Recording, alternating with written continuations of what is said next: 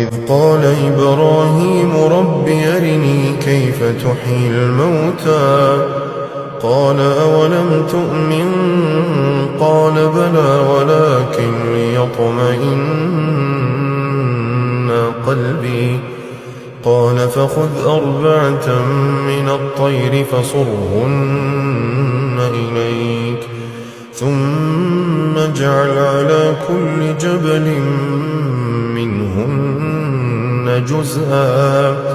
ثم ادعهن يأتينك سعيا واعلم أن الله كل جبل منهن جزءا ثم ادعهن يأتينك سعيا واعلم أن الله عزيز حكيم.